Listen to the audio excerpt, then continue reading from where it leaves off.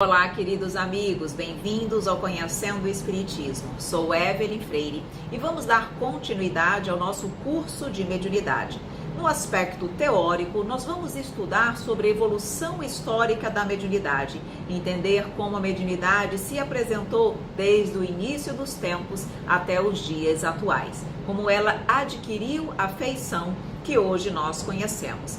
E no tocante ao aspecto prático do nosso curso, vamos dar continuidade ao estudo das diretrizes da educação da mediunidade. Então você está convidado para mais uma vez participar conosco deste maravilhoso aprendizado.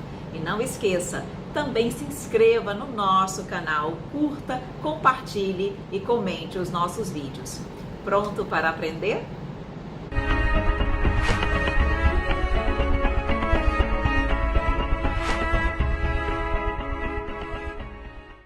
Olá, meus queridos amigos, muito bom estar com vocês novamente para nós darmos continuidade ao nosso curso de mediunidade. Hoje nós vamos estudar sobre a evolução histórica da mediunidade e vamos dar continuidade às diretrizes da educação da mediunidade. Nós já iniciamos as diretrizes na primeira aula, mas como vocês viram no cronograma que está disponível para vocês ali no nosso site, tá bom? Na nossa sala de aula do nosso site, vocês têm condições de acessar o conteúdo do nosso cronograma do nosso curso, tá? Então as diretrizes elas vão ser durante 4 aulas e a partir daí nós vamos adentrar em outra parte, em outra orientação no tocante à parte prática do nosso curso. E na parte teórica vamos estudar sobre a evolução histórica da mediunidade, entender como se deu esse desenvolvimento, tá? Claro que a mediunidade nós já podemos imaginar, pelo conhecimento prévio que nós já temos da mediunidade, que ela não iniciou da forma como nós identificamos hoje.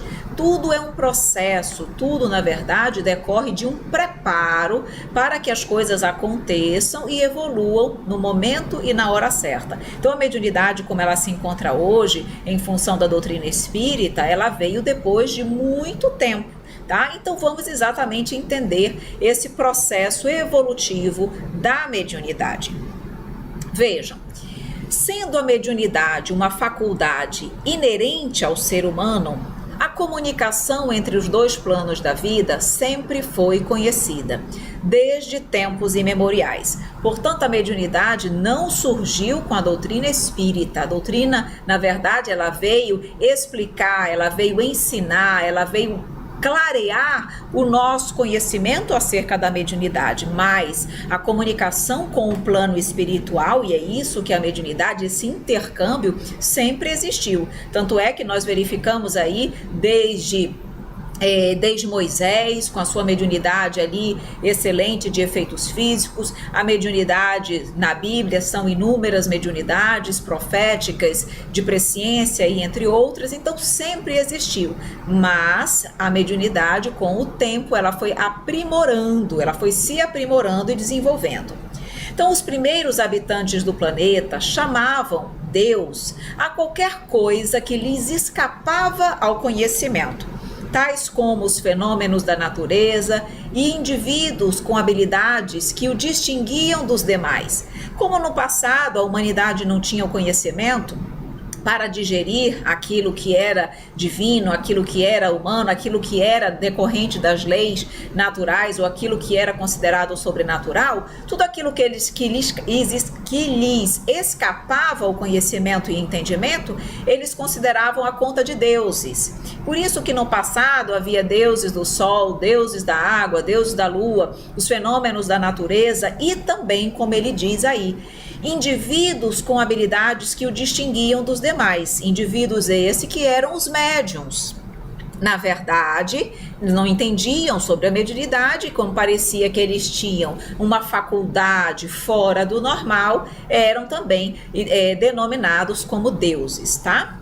Rendiam-lhes cultos e ofereciam aos deuses sacrifícios humanos e de animais, assim como oferendas dos frutos da terra.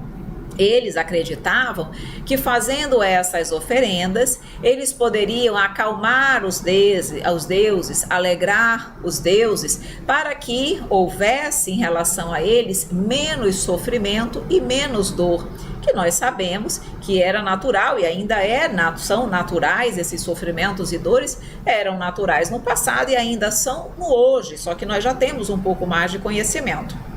Então, vejam bem que esses sacrifícios, isso era comum no povo primitivo. Entretanto, a mediunidade, ela precisou se submeter a um processo lento e gradual de evolução, cuja história acompanha a própria evolução do espírito.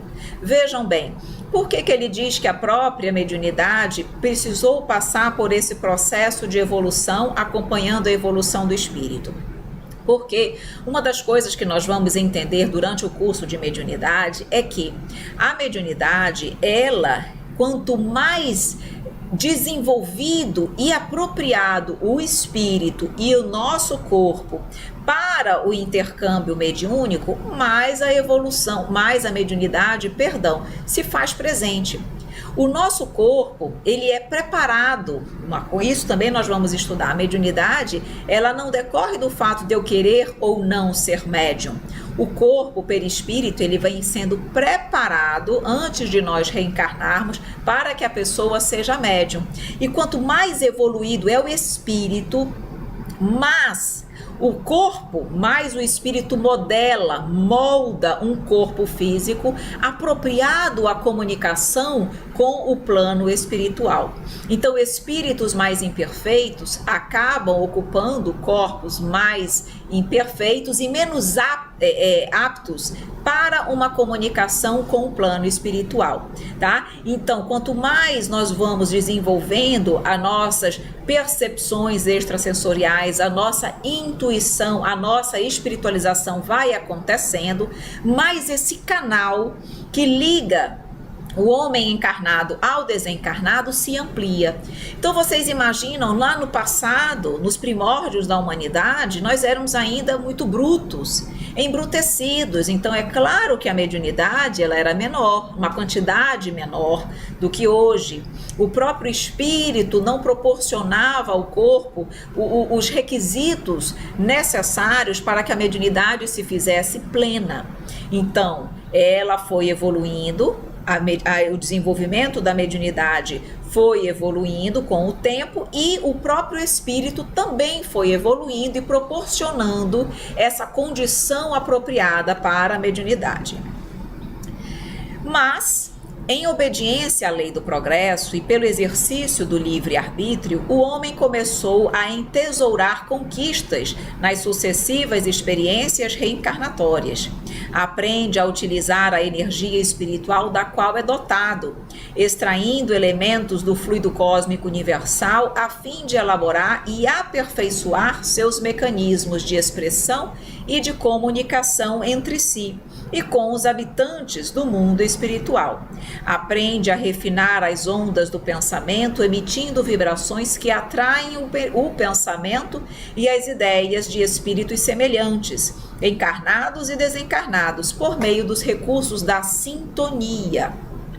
Vejam aqui que, com o progresso e o fato do homem aprender a desenvolver e a utilizar melhor o seu livre-arbítrio, ele começou a adquirir conhecimentos. É o que ele diz aí, começou a entesourar conquistas nas sucessivas experiências reencarnatórias. Conquistas essas que se incorporam ao nosso espírito.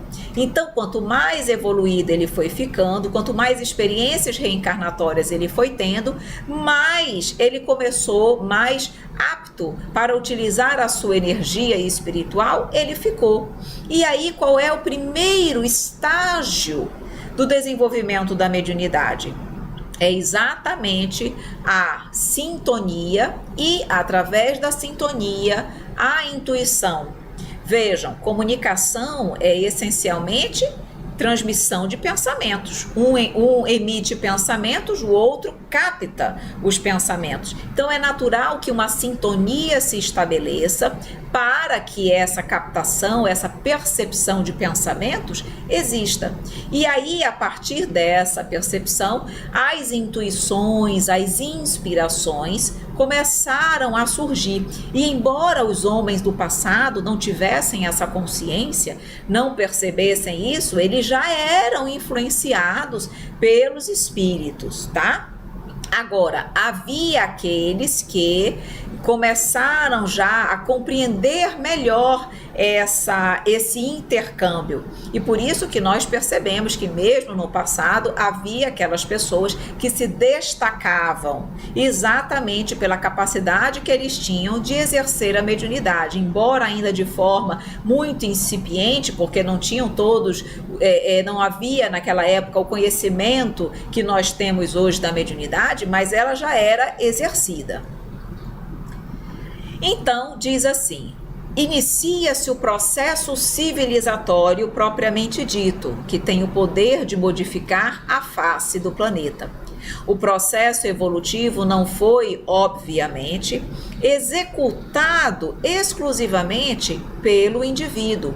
Sempre esteve secundado pelas inteligências superiores, permitindo que o corpo espiritual, que é o perispírito, se aperfeiçoasse também e, como resultado, produzisse um veículo físico apto a alçar voos mais altos.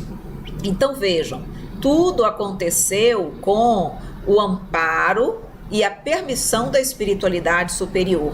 Então esse processo civilizatório era necessário para que o homem começasse a aprender, desenvolver o seu intelecto, melhor utilizar o livre-arbítrio e com isso fosse evoluindo, aprimorando o seu corpo perispiritual e consequentemente o aprimoramento do corpo do perispírito, do corpo espiritual, ele molda um corpo físico mais aprimorado e, consequentemente, mais apto ao intercâmbio mediúnico, certo? Então ele diz aí, falou exatamente isso, o perispírito se aperfeiçoou e com isso produziu um veículo físico mais apto aos voos que ele precisaria voar, e dentre eles a mediunidade. Assim, por meio da sintonia, vejam aí a sintonia, como eu falei, que foi o estágio inicial da mediunidade. Então, por meio da sintonia, emite vibrações que atraem o pensamento e as ideias dos espíritos semelhantes, encarnados e desencarnados. Na obra Evolução em Dois Mundos, André Luiz afirma que a intuição foi o sistema inicial de intercâmbio. Tá? Então estabelece-se a sintonia, a partir da sintonia começa a haver a troca de pensamentos, emissão e absorção, e aí a intuição começa a surgir. Então, primeira forma de nós sermos influenciados e captarmos o pensamento dos espíritos desencarnados foi exatamente mediante a intuição. Então vamos lá. O ser espiritual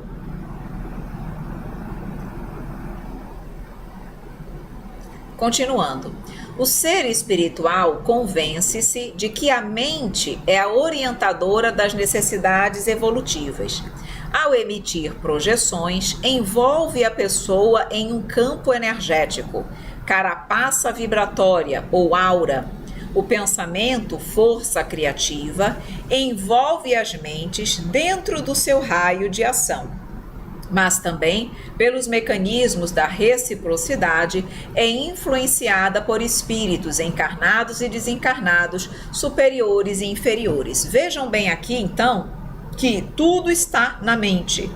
A mente é orientadora das necessidades evolutivas, tudo está na mente, os pensamentos nobres, os pensamentos inferiores, e o pensamento ele é energia criativa. Quando ele diz aí que ao pensarmos, nós emitimos vibrações, é verdade. Não é algo que fica estagnado em nós. Ele se expande e ele cria como ele coloca aqui, um campo energético que reflete as nossas ideias, as nossas vibrações, os nossos pensamentos. E essa força criativa, como ela se expande, esses pensamentos e essas energias se expandem, elas vão buscar outras mentes que estão naquela mesma sintonia.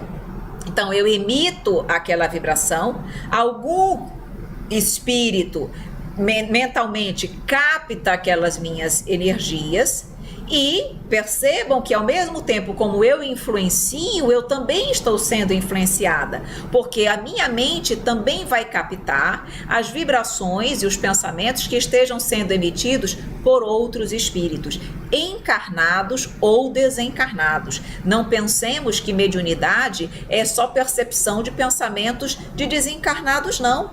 Os médiuns, eles captam pensamentos de quem está encarnado e de quem está desencarnado. Por isso que tem muitos médiuns que dizem assim: Evelyn, eu me sinto incomodada porque eu consigo saber o que a pessoa está pensando, o que ela está sentindo. E por que isso acontece? Eu falei, porque você é médium, você é uma antena, você capta os pensamentos dos espíritos. E nós, encarnados, somos espíritos também. Então, o fato de nós estarmos encarnados não obsta que o médium também perceba o nosso interior, o nosso pensamento, o que nós somos, tá? Então, é exatamente esse mecanismo de reciprocidade que nos fala a doutrina. Então, a síntese histórica da mediunidade. Vamos ver, então, a história da mediunidade, uma síntese dessa história, perfeito? Então, inicia-se com a mediunidade primitiva, onde nós já falamos que a intuição é a mediunidade inicial. O médium é idólatra, adora ou teme as forças da natureza, nomeadas como deuses. Deus do sol, Deus do céu, Deus da lua, estrelas, chuva, árvore, rios, fogo. O ser humano que se destaca na comunidade, tudo isso aí recebia a denominação de Deus. O livre-arbítrio, nesse momento, nessa época da mediunidade primitiva, estava se elaborando, pouco a pouco. Depois, seguindo adiante, saindo da mediunidade primitiva, nós vamos para a mediunidade tribal. Vejam, desenvolve-se uma mentalidade mediúnica coletiva, uma crença grupal em espíritos ou deuses. Aparecem as concepções de céu pai, o criador ou o fecundador, e terra mãe, a geratriz, a que foi fecundada pelo criador.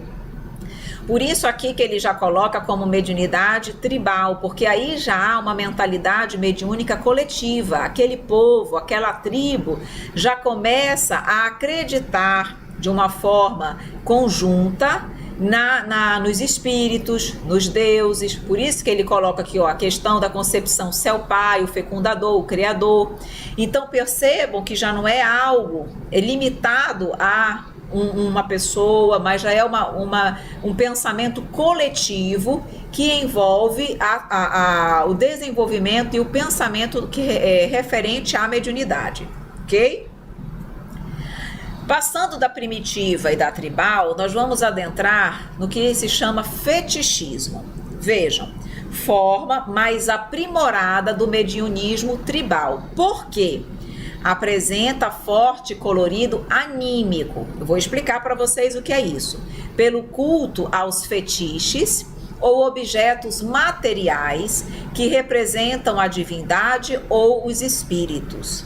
Surge a figura do curandeiro ou feiticeiro, altamente respeitada e reverenciada, amada e temida pelos demais membros da tribo ou clã.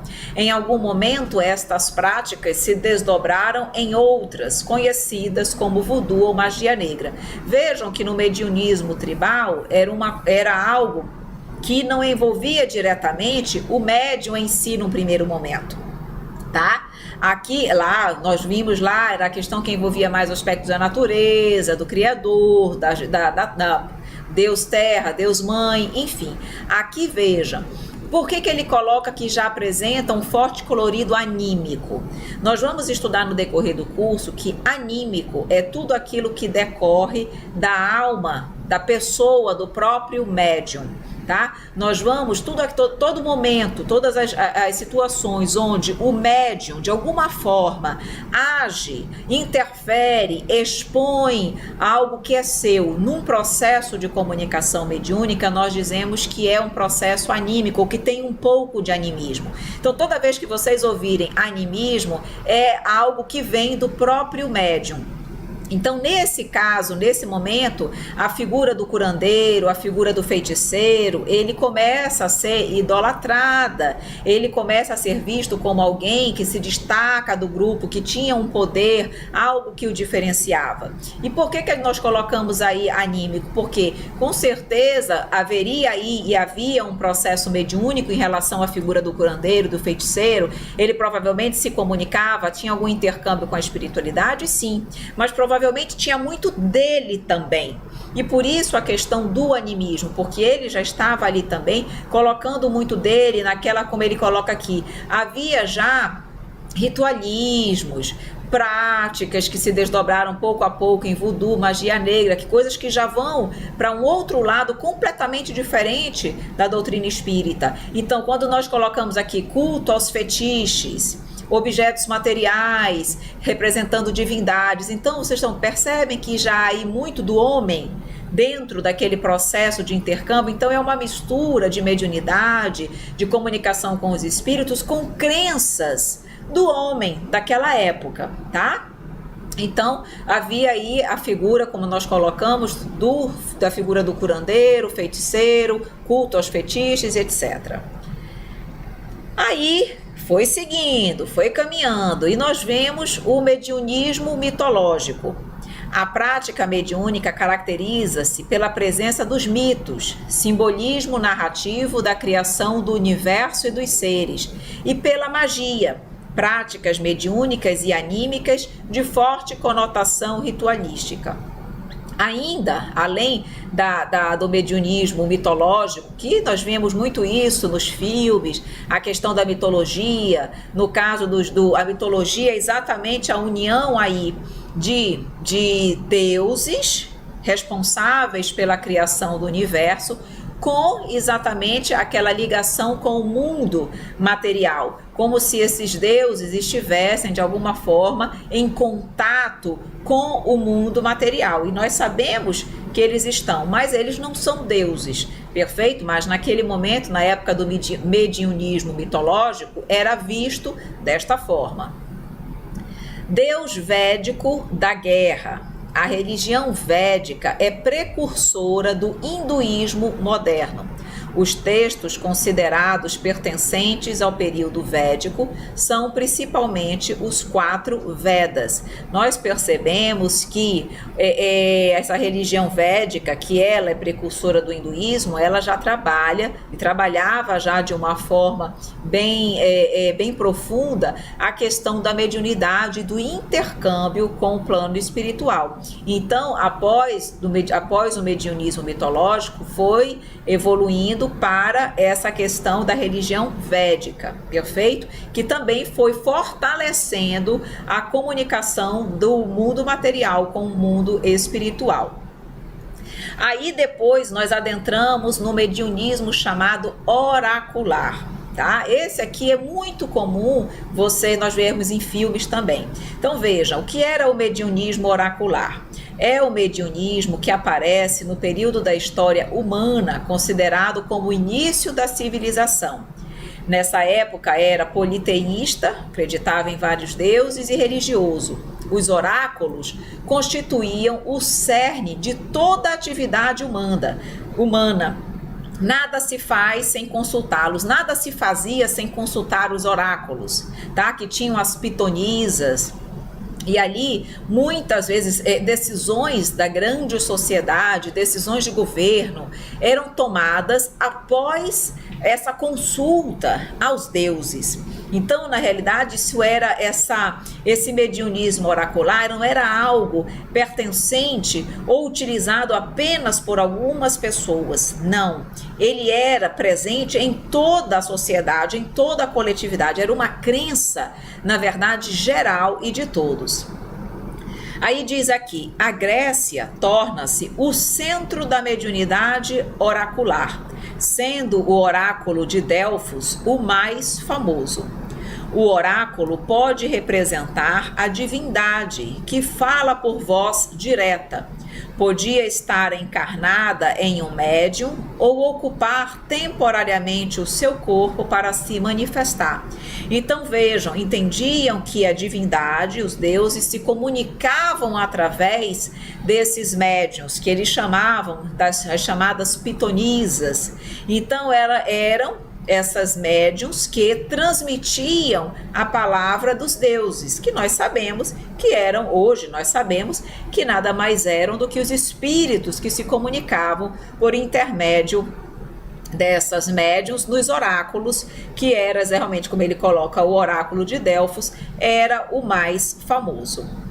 Agora nós vamos ver um vídeo falando exatamente um pouquinho da questão dos oráculos, dessa mediunidade oracular, já que ela era tão famosa, já que ela era algo tão generalizado perante a sociedade, é bom que nós possamos compreender um pouquinho mais sobre essa temática.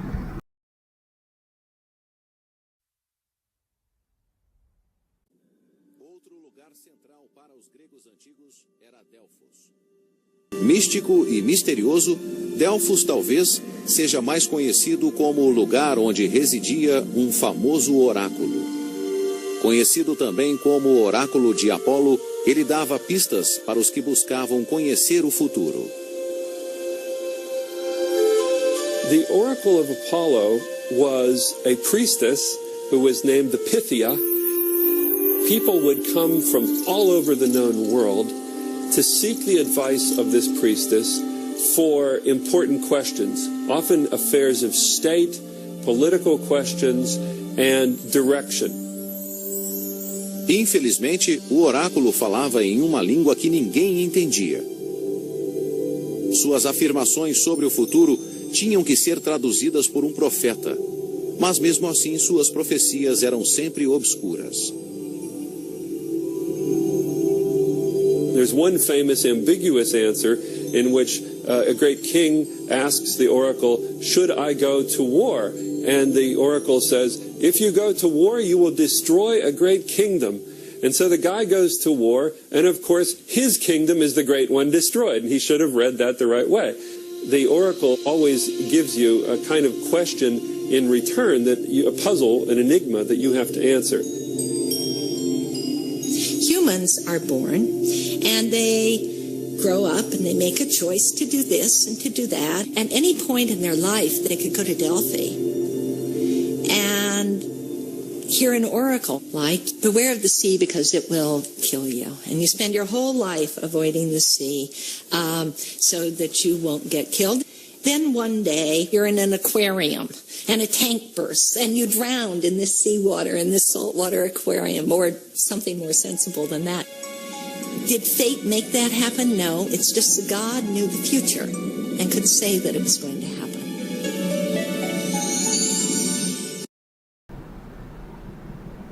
Bom, vocês viram aí, então, um pouquinho das considerações sobre os oráculos.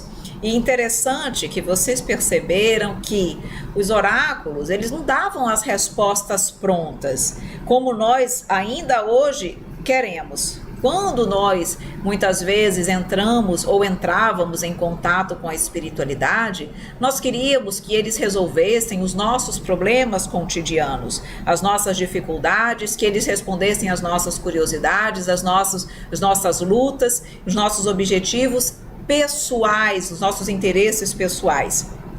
E já naquela época, percebam que a espiritualidade não dava as coisas prontas para o homem. O homem tinha que fazer o seu papel, o homem tinha que buscar ali a sua luta, as suas dificuldades, a solução, na realidade, para as suas dificuldades. Assim como hoje, a espiritualidade, a mediunidade não serve, o objetivo da mediunidade não é apenas satisfazer as nossas vontades. Então, a partir do momento que nós compreendemos isso, nós vamos começar a utilizar a mediunidade de uma forma mais correta e adequada. O que não acontecia ainda nessa época, o que não acontecia na época de Moisés, onde a mediunidade ela era utilizada de uma forma equivocada para a satisfação dos nossos interesses egoístas e não para a caridade. Só que nós só vamos aprender isso com o tempo e principalmente com a chegada da doutrina espírita, que nos explica o objetivo maior da mediunidade, que é fazer a caridade, proporcionar o crescimento individual do médium e também a descoberta, o desenvolvimento do amor para com todas as pessoas, para que os espíritos necessitados sejam amparados e também para que a humanidade encarnada igualmente seja amparada. Bom, como eram os fenômenos no início da civilização humana, os fenômenos mediúnicos, como eles se mostravam no início da civilização? Então, nos gregos, mediunismo indiscriminado, controle de todas as atividades humanas. Pela mediunidade são considerados os pais da mitologia e filosofia. Então nós vimos ali que era indiscriminado, era algo comum, generalizado, quando nós fomos ali estudar nos slides anteriores sobre o mediunismo oracular, tá? Os egípcios, eles trabalhavam e utilizavam a mediunidade essencialmente para a cura, os fenômenos de emancipação da alma, e eles revelavam conhecimento sobre a morte. Mediunidade de cura, trabalhava exatamente a mediunidade para curar. Fenômenos de emancipação da alma, nós vamos estudar isso, tá? Nós vamos ter uma aula só para trabalhar sobre o fenômeno de emancipação da alma, mas de uma forma muito rápida e sucinta para vocês. A emancipação da alma quando o nosso perispírito, que é o nosso corpo espiritual, ele se desloca, ele se liberta, ele se emancipa parcialmente do nosso corpo físico e nessa liberdade parcial ele vai realizar várias atividades no plano espiritual. O fenômeno de emancipação da alma acontece comumente com todo mundo durante o sono, onde o nosso corpo físico permanece dormindo, mas em descanso, mas o nosso espírito se emancipa, se desliga parcialmente do corpo. Mas a emancipação da alma, ela acontece também com a pessoa em vigília, acordada. E os médios ostensivos, que nós chamamos aqueles que têm realmente um processo de intercâmbio mais forte com o plano espiritual, eles, durante o processo de intercâmbio mediúnico, durante o processo que eles estão ali trabalhando numa reunião mediúnica, durante situações, por exemplo, de meditação, o perispírito dele se emancipa. E durante o processo de emancipação, várias situações, várias atividades podem acontecer no plano espiritual, tá? Então, os egípcios, eles conheciam os fenômenos de emancipação da alma e revelavam conhecimento sobre a morte, tá? Tinham um conhecimento já também sobre a morte, sobre a imortalidade da alma. Os hindus, domínio de práticas anímicas. Nós vamos ter uma aula. Evelyn, eu não entendi direito sobre animismo. Calma. Nós vamos ter uma aula onde vocês vão estudar só sobre animismo e vocês vão entender a fundo isso. Então, isso aqui no início, ideias mais gerais, tá? Mas não se preocupem que nós vamos ver isso no decorrer do curso.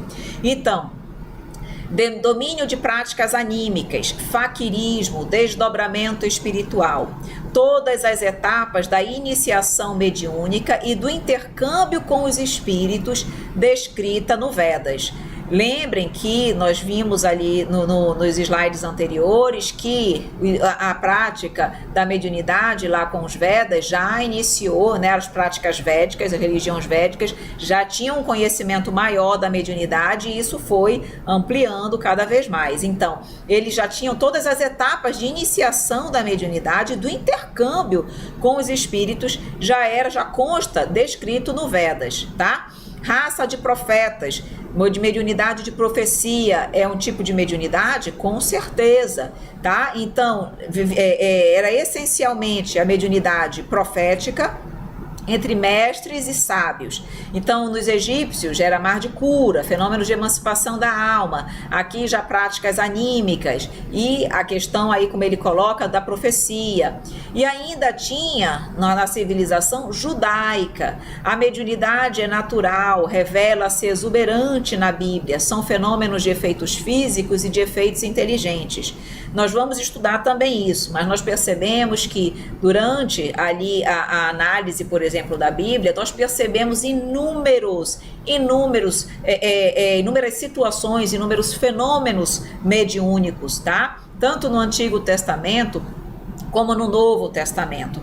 No caso aí, mediunidade de efeitos físicos, vocês devem estar perguntando, o que é isso? Nós vamos ver também, tá? Calma. Vamos ter aula só sobre mediunidade de efeitos físicos, vamos ter aula só sobre mediunidade de efeitos inteligentes. Mas para vocês não saírem sem o conhecimento, mediunidade de efeitos físicos são aquelas que agridem os nossos sentidos físicos, que todas as pessoas percebem, sejam elas médiuns ou não. Então, por exemplo, o que acontecia com Moisés, que Moisés abria o mar, que Moisés fazia, no caso ali, trazia as várias pestes, quando ele precisou retirar o povo judeu do Egito, as 10 pragas, quando ele, por exemplo, com seu cajado, fazia com que fenômenos físicos, e todos percebiam, acontecessem. Então aquilo ali decorria de mediunidade de efeitos físicos, não era uma pessoa só em especial que observava, mas todos, porque, por exemplo, nós vamos estudar ainda, vocês que já provavelmente já estudaram ESD, lembram das irmãs Fox, batidas, levitação, transporte de objetos, materialização de objetos, tudo isso é mediunidade de efeitos físicos, tá? E mediunidade de efeitos inteligentes são aquelas que não são captadas pelos nossos sentidos físicos, por isso chamadas de intelectuais. Por exemplo, vidência, capacidade de ver um espírito. Só quem está vendo é o médium. Pode ter uma outra pessoa que não tem a vidência do lado e ela não vai estar vendo nada. Então não agride os sentidos de todas as pessoas. No caso, por exemplo, de uma psicofonia, quando um espírito se comunica por intermédio da fala do médium. Ora, para algumas pessoas, eles não estão vendo o espírito ali, eles podem dizer que é o médium que está fazendo aquela ali, uma imitação, uma encenação. Então, por isso que é chamada de efeitos inteligentes, porque ela atua diretamente no intelecto e ela não é perceptível por todas as pessoas. Segundo Emmanuel, a mediunidade apresentada na antiguidade, ou a mediunidade apresenta na antiguidade as seguintes características. Ela tinha uma fase externa ou esotérica, que era naturalmente politeísta, teatral, supersticiosa, repleta de magia, destinada às manifestações públicas. Por isso, externa ou esotérica tinha o quê? Rituais. Na verdade, o objetivo dela, como ele coloca aqui, teatral, era mais atender às manifestações públicas, mais atender à curiosidade das pessoas.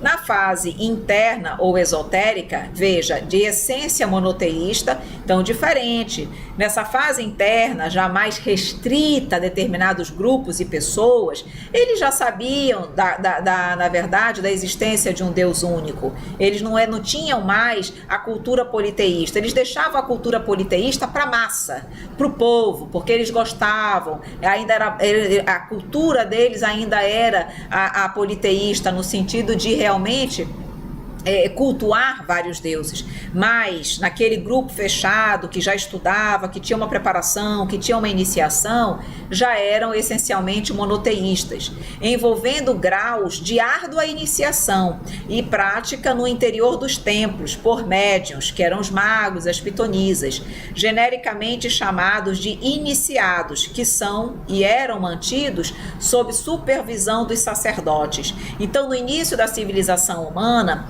aqueles mais que estudavam, os magos, os filósofos, os iniciados, eles já tinham um conhecimento muito além, tá? E eles não passavam esse conhecimento para a massa, para o povo. Então, eles ficavam externamente defendendo essa fase esotérica externa para saciar o povo, mas internamente eles prosseguiam nos estudos e nas iniciações no tocante ao intercâmbio mediúnico. Fenômenos mediúnicos na Bíblia. tá? Será que a Bíblia apresentava fenômenos mediúnicos? Com certeza.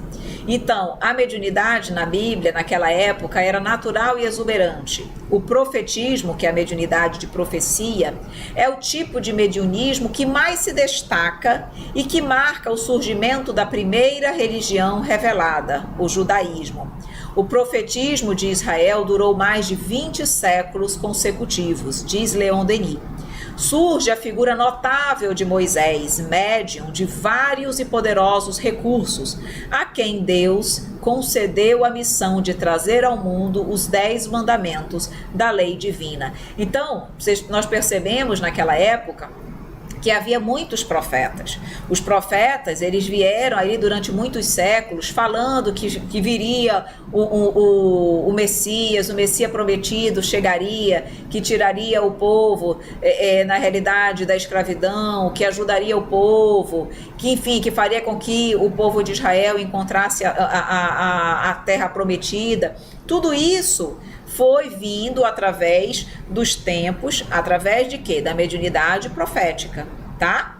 Na época de Jesus, nós vemos ali muito a mediunidade curativa. Jesus curou muito enquanto ele esteve encarnado entre nós. Tá? Então nós percebemos que cada época tinha muitas vezes um caráter, uma característica diferenciada. Mediunidade de efeitos físicos muito grande na época de Moisés, de efeitos físicos também com Jesus, mediunidade de cura. Hoje nós temos mediunidade de efeitos físicos? Temos, mas não na mesma intensidade que nós identificávamos no passado. No Novo Testamento, os apóstolos e discípulos de Jesus demonstram maior entendimento da mediunidade, que é utilizada para auxiliar o próximo. O dia de Pentecostes caracteriza-se por ser o maior feito mediúnico conhecido e marca o início da prática mediúnica propriamente dita. Então vejam bem, aqui os apóstolos já tinham um maior entendimento cerca da mediunidade. Eles presenciaram a mediunidade ali claramente com Jesus e para eles Jesus podia dizer um pouco mais, embora para a humanidade também não pudesse ainda dizer tudo, porque nós não tínhamos entendimento, capacidade, conhecimento para isso. Mas, no tempo certo, as coisas iam acontecendo. E o fenômeno de Pentecostes, para quem não lembra, foi exatamente quando os apóstolos começaram a falar, evangelizar em vários idiomas. É como se línguas de fogo caíssem sobre eles. Nós já sabemos que, segundo os estudos daqueles que escreveram sobre os fenômenos, o fenômeno de Pentecostes, sugere-se que, na verdade, aquelas línguas de fogo eram espíritos que estavam ali presentes, que materializaram partes, algumas situações, algumas partes do seu corpo e que pareciam de longe ou das pessoas que estavam vendo como se fossem línguas de fogo, mas eram algumas partes dos seus corpos que eles permitiram que se tornassem visualizados, visíveis, na verdade, pelo povo.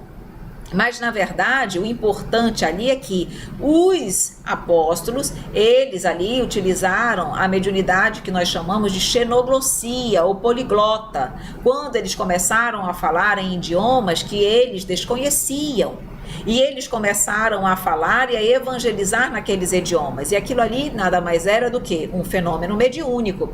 E a partir do fenômeno de Pentecostes, do dia de Pentecostes, a mediunidade se tornou algo natural e espontâneo nos apóstolos, de modo que eles também, no decorrer da sua pregação e da sua vida, muito a utilizaram. Por isso que diz aqui que o fenômeno de Pentecostes é o maior feito mediúnico conhecido e marca o início da prática mediúnica propriamente dita, tá bom? Na época da Inquisição, vocês estão vendo que nós começamos lá no mediunismo primitivo e estamos caminhando. Temos aí a mediunidade vista, analisada, criticada, julgada na época da Inquisição. Então, na Idade Média, a mediunidade ela é fortemente perseguida pela ignorância e pelo fanatismo, e os médiuns eram submetidos a suplícios atrozes, condenados a morrer queimados nas fogueiras, pois as decisões inquisitoriais consideravam as manifestações dos espíritos ação de forças diabólicas. Ainda hoje há quem pense assim, o que dirá naquela época.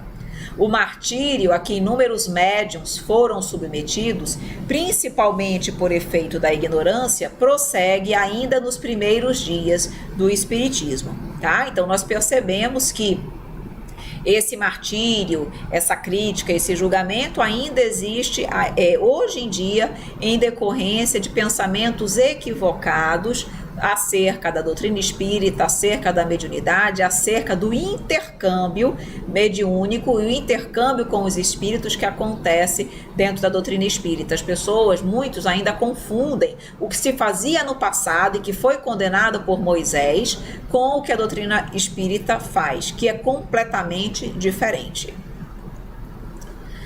No tocante à questão da Inquisição, nós lembramos aqui o que nós chamamos de Auto da Fé em Barcelona. A história registra o Auto de Fé em Barcelona, no qual 300 volumes de brochuras espíritas do Livro dos Espíritos foram queimadas por ordem do bispo da província, em 9 de outubro de 1861, na tentativa infrutífera de destruir a nova doutrina que surgia, cuja origem e natureza ainda não eram compreendidas. Lembrando que o Livro dos Espíritos, ele foi publicado em 18 de abril de 1857. Então, essas brochuras, elas foram levadas para Barcelona e foram queimadas em praça pública. E vejam que interessante, esse fato, em vez de, na verdade, destruir a nova doutrina, por isso que coloca aqui, tentativa infrutífera de destruir. Por quê? Porque como se queimaram as brochuras, criou-se curiosidade no tocante àquele livro. Por que aquelas 300 brochuras, aquele livro foi queimado? O que é que trazia em seu conteúdo que ele mereceu ser queimado? Então, as pessoas criaram interesse, curiosidade para lê-lo, fazendo com que, na verdade, a doutrina se espalhasse ainda mais. E aqui nós vamos fazer uma reflexão final no tocante à nossa mediunidade, à nossa evolução histórica, para que nós adentremos, então, na parte das diretrizes da educação da mediunidade, continuando a parte prática do nosso curso, tá? Vejam, lembrai-vos de que, se Deus permite a alguns de vós receber o sopro de seus filhos, que por sua conduta souberam merecer a ventura de compreender a sua infinita bondade, é porque deseja, atendendo às nossas solicitações e tendo em conta as vossas boas intenções, conceder-vos os meios de avançar nesse caminho, mostrando aí o objetivo da mediunidade: avançar, crescer, evoluir mediante a mediunidade. Assim, pois, médiuns, aproveitai essa faculdade que Deus vos concedeu. Tende fé na mansuetude de nosso mestre, ponde a caridade sempre em ação. É esse um meio certo de centuplicar vossa felicidade nesta vida passageira e de vos preparar a uma existência 1000 vezes mais suave. Prestem atenção no que nós colocamos aqui, queridos amigos. Se nós bem exercermos a nossa mediunidade, aproveitando essa faculdade para fazer o bem, para fazer a caridade, diz aqui, nós já vamos centuplicar a nossa felicidade nesta vida. Quem de nós não quer centuplicar a sua felicidade nessa vida? Claro que nós vamos chegar à felicidade suprema, não, mas vamos centuplicar. Quem é que não quer isso? Tá? Vamos ter uma existência 1000 vezes mais suave e mais feliz. Portanto, vamos aprender com a mediunidade, vamos exercê-la de forma séria, vamos exercê-la de forma equilibrada, vamos exercê-la com Jesus, para que nós possamos bem cumprir os nossos compromissos assumidos antes do nosso reencarne, ok? Bom, agora nós vamos adentrar, tá, em tese, se esse curso estiver sendo dado no Centro Espírita, finaliza-se a parte teórica da aula, da segunda aula, e inicia-se a parte prática. E na parte prática nós estamos estudando o quê? As diretrizes da reunião mediúnica de educação da mediunidade. As reuniões mediúnicas, o departamento de mediunidade, ele tem que estabelecer diretrizes para a tarefa. E a reunião mediúnica de educação da mediunidade tem que ter uma diretriz também.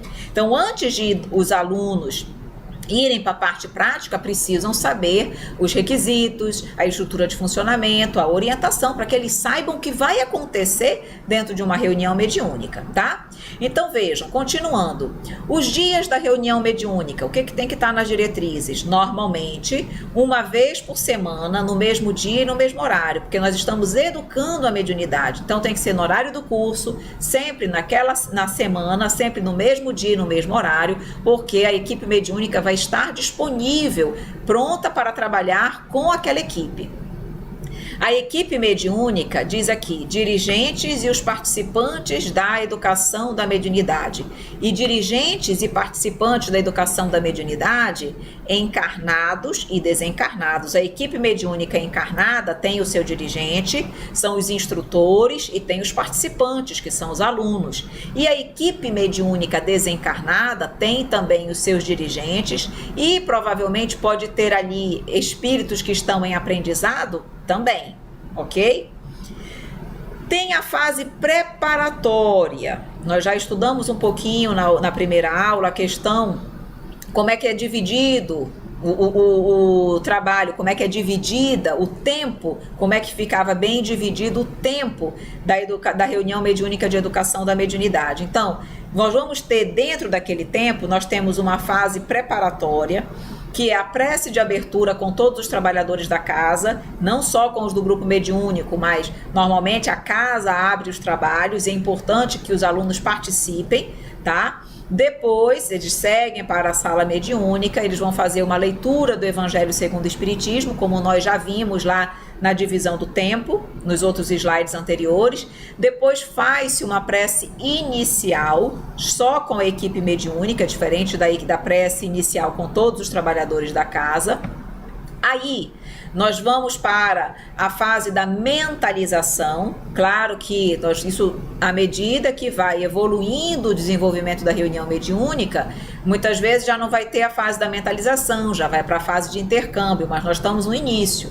Então, faz-se a prece de abertura, faz-se o estudo do Evangelho, faz-se a prece de abertura com os alunos da mediúnica, com o grupo mediúnico, faz a mentalização por meio da prece, do silêncio no recinto. A mentalização é o processo onde a espiritualidade vai começar a testar as nossas potencialidades mediúnicas, as potencialidades mediúnicas dos alunos. Então, nessa mentalização ainda não tem intercâmbio, tá? Não tem espírito se comunicando, mas os pontos de sensibilidade mediúnica dos alunos já vão sendo estimulados pelas mentalizações.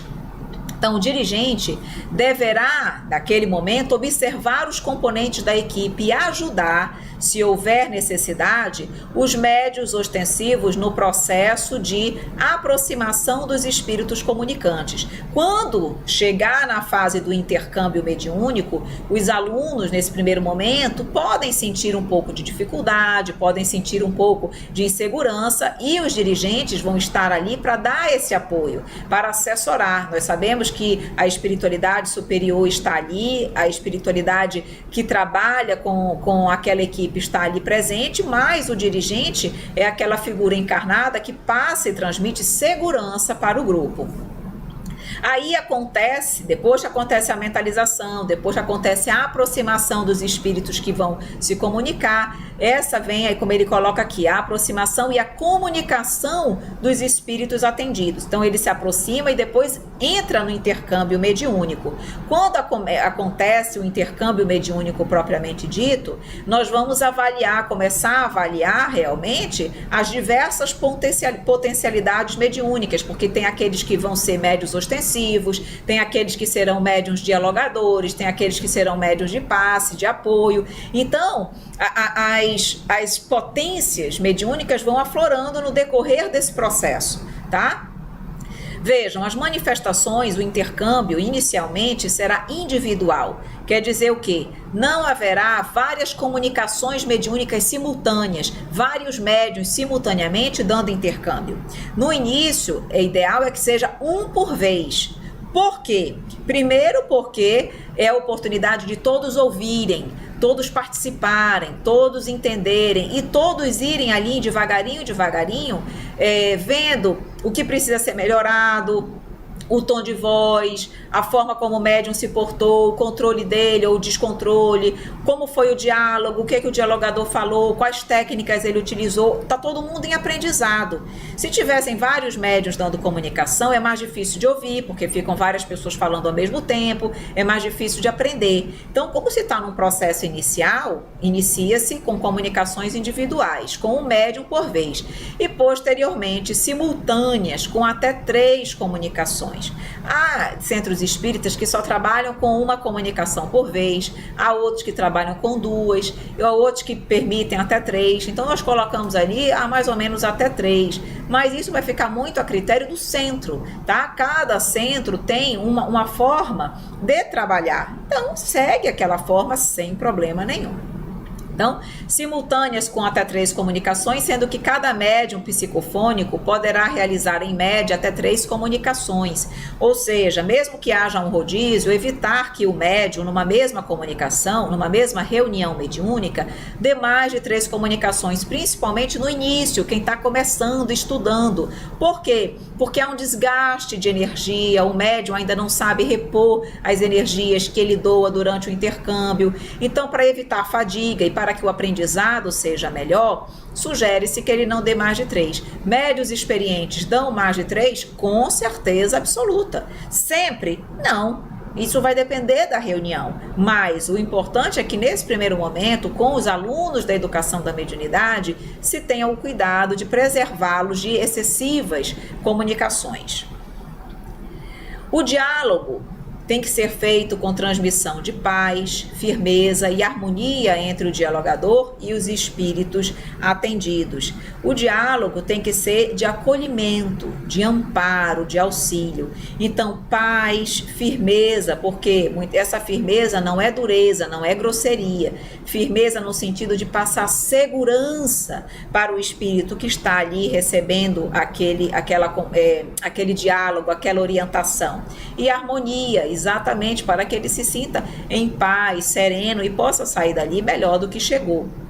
Recomenda-se moderação do tom de voz do médium e do dialogador, postura e vocabulário adequados. Então, o médium tem que controlar o tom de voz, o médium controla tudo. Se o espírito quiser chegar gritando, o médium não vai deixar ele gritar, vai falar num tom adequado. Vai mostrar resignação, eventualmente vai demonstrar que ele está chateado, sim, mas ele vai controlar os excessos, não vai falar palavrões, não vai bater numa mesa, não vai bater nas pessoas, não vai gritar. Tudo isso o médium tem que controlar. Então ele tem que manter um tom de voz condizente para ele não desarmonizar a reunião. Igualmente o dialogador tem que ter um tom de voz que nem seja alto demais e que nem seja baixo demais, senão as pessoas também não escutam e não aprendem. Vocabulários adequados, com respeito à educação. Alguns minutos antes do término do horário estabelecido para o intercâmbio, o dirigente deverá comunicar à equipe que será realizado o encerramento da reunião, pedindo aos médios ostensivos e aos outros participantes que retornem, eles se retornem para que seja realizada a prece final. Vocês devem perguntar, mas vou retornar para onde, Evelyn? As pessoas não estão todas na sala? Retornarem do transe mediúnico, porque quando as pessoas, os médios estão dando processo de mediunidade, estão no processo de psicografia, de psicofonia, enfim, eles estão ali num transe mediúnico, para que eles possam voltar, se desconcentrar e possam participar do encerramento. Então, o dirigente, quando está chegando próximo do fim, normalmente ele orienta o médium, ele fala com o dialogador que está conversando com aquele médium que já está acabando. Então, ele já vai finalizando o diálogo, de modo que não se exceda no horário, porque tem horário para começar e tem que ter horário para terminar. Na fase de encerramento, depois que se faz a prece de encerramento, se vai avaliar as atividades do dia. Se vai avaliar como foram as comunicações, como o médium se portou, qual foi o aprendizado tirado dentro daquele conteúdo que foi trazido, das histórias trabalhadas, qual foi o aprendizado para a nossa existência, o que aquilo vai fazer com que eu me torne melhor ou pior, se eu como médium senti alguma dificuldade, se eu como dialogador senti alguma dificuldade, se teve alguma coisa que melhorou no tocante a semana passada, eu cresci, eu melhorei, as minhas percepções se ampliaram, enfim, é a análise daquela mediúnica, daquela reunião de educação da mediunidade, e assim nós vamos cada vez mais desenvolvendo e trabalhando os carismas mediúnicos que estão sendo apresentados durante o estudo. Os componentes do grupo devem adentrar o recinto em silêncio, acomodarem-se após a posição da assinatura no livro de presenças, é bom esse controle, inicia-se a leitura do livro do Evangelho segundo o Espiritismo, buscando harmonizar o grupo e facilitar o preparo inicial de todos com base nos ensinos de Jesus. Não devemos chegar na sala falando, gritando, aquela sala ali é uma sala preparada, fluidicamente para o intercâmbio mediúnico. Nós vamos estudar isso também no MEP, como a equipe espiritual prepara o ambiente da sala. Aí chegamos lá falando alto, brincando, rindo, já contaminamos o ambiente. Então ali é um ambiente de silêncio, é um ambiente de um trabalho seríssimo. Tem espíritos sofredores, muitas vezes ali em macas, em camas, no plano espiritual, necessitando de amparo, e nós ali adentrando, rindo, como se nós estivéssemos numa festa. Não pode, tá? A leitura do Evangelho vai proporcionar essa harmonia para que nós possamos iniciar bem o trabalho. Então, procede-se a abertura da reunião com a prece inicial pelo dirigente, sempre solicitando o amparo e a proteção dos espíritos e mentores da casa e da reunião. Já falamos da prece de abertura. Proferida a prece, todos deverão manter as boas vibrações a fim de propiciar a sintonia com os benfeitores espirituais, trabalhando a concentração mediúnica, manter em sintonia com o grupo, manter-se ali, não apenas fisicamente, mas mentalmente, não estarem em outros lugares, certo? Inicia-se a percepção de fluidos com o envolvimento fluídico. Vocês vão ver que, terminando as diretrizes, nós vamos iniciar as fases do desenvolvimento mediúnico. E inicia com a primeira fase, que é a projeção de fluidos. Nessa fase, a espiritualidade, ela derrama fluidos mais densos e mais pesados no ambiente, para que os alunos percebam a diferença vibratória da sala com fluidos e sem fluidos. E aqueles fluidos, eles vão ali trabalhando os pontos de sensibilidade mediúnica. É como se eles estivessem limpando, desobstruindo a mediunidade, os pontos de sensibilidade mediúnica dos médiuns, dos alunos, de modo que pouco a pouco a mediunidade deles vá crescendo, desenvolvendo e ampliando. Então, os instrutores espirituais projetam, a pedido do dirigente espiritual, jatos de fluidos sobre os pontos sensíveis dos médiuns. Na fase inicial da manifestação mediúnica, aqui eu já estou falando da fase de manifestação. Claro que tudo isso vai acontecer de forma gradual na parte da prática mediúnica, não é tudo no único dia, só quando chegar lá pela fusão de fases. Mas nessas fases iniciais é tudo gradual, mas nós já estamos nas diretrizes, tem que constar todo o processo, tá? Então, na fase inicial da manifestação mediúnica, o espírito comunicante envolve o médium nos próprios fluidos, a fim de que a sua presença seja percebida por meio das sensações que repercutem no corpo físico do medianeiro. O envolvimento fluídico permanecerá durante todo o processo de comunicação mediúnica, mas é nessa primeira fase que o médium capta as necessidades básicas do comunicante, como fome, frio, calor, etc. Vejam, o que ele diz aqui? Quando vai iniciar o intercâmbio propriamente dito, quando já chegou nessa fase, o espírito ele vai envolver o médium nos seus próprios fluidos, que nos fluidos do próprio perispírito do espírito comunicante. E aquele perispírito, na realidade, o intercâmbio, tanto o perispírito do médium se conecta ao perispírito do espírito que se comunica, e aquele intercâmbio de aquele perispírito a perispírito faz com que o médium perceba o que está se passando com o espírito comunicante. Nessa primeira fase, ele ainda não capta pensamento, ele capta as percepções físicas. Se o espírito está com dor, o médium sente dor. Se o espírito está com frio, o médium sente frio. Se o espírito está, por exemplo, com fome, o médium vai sentir fome. Então, nesse primeiro momento, ele sente as percepções físicas. À medida que esse laço, à medida que o espírito vai envolvendo cada vez mais forte o médium, aí amplia-se as percepções do médium. O médium vai sentindo o quê? Não apenas as sensações físicas, ele já começa a sentir emoções, raiva, tristeza, alegria, medo, ódio.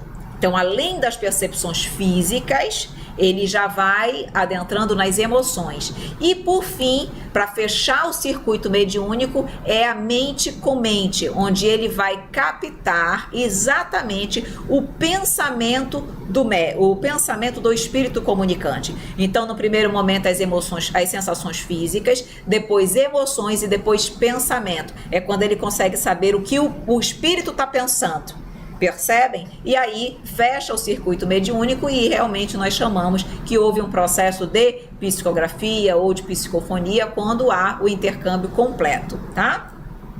Depois que há todo o processo de intercâmbio, que as comunicações são trazidas, chega o horário de finalizar, vamos para a desconcentração psíquica, onde vão todos saindo do transe e se preparando para encerrar o trabalho. Então é um momento de descontração psíquica por toda a equipe e realinhamento das emoções vividas.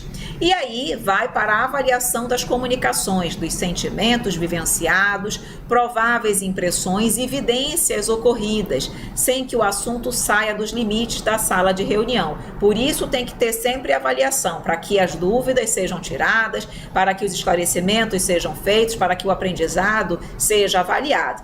E aqui, meus queridos amigos, nós já vamos então nos despedindo, trazendo aqui o nosso último slide, mostrando para vocês mais uma vez os nossos contatos. Só lembrando que nós ainda não finalizamos com as diretrizes, tá bom? Nós ainda precisaremos de mais 2 aulas para finalizarmos as diretrizes da educação da mediunidade, ok? Então, a partir da próxima aula, nós ainda iremos continuar com essa temática, perfeito?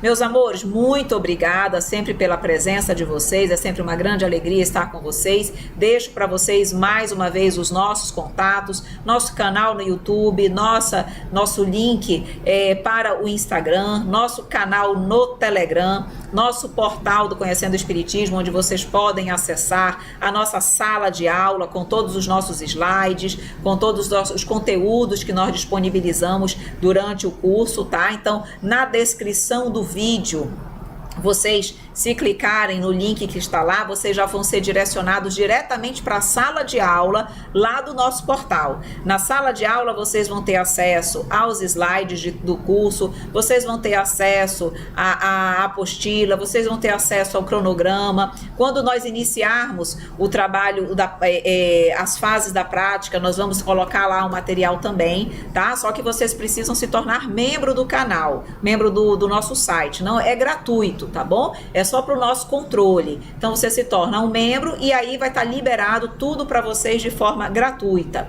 O nosso e-mail para contato e o nosso WhatsApp e Telegram para dúvidas e questionamentos. Perfeito, meus amores? Espero que vocês tenham gostado. Se vocês tiverem dúvidas, nosso canal do Telegram e o WhatsApp está aí para isso.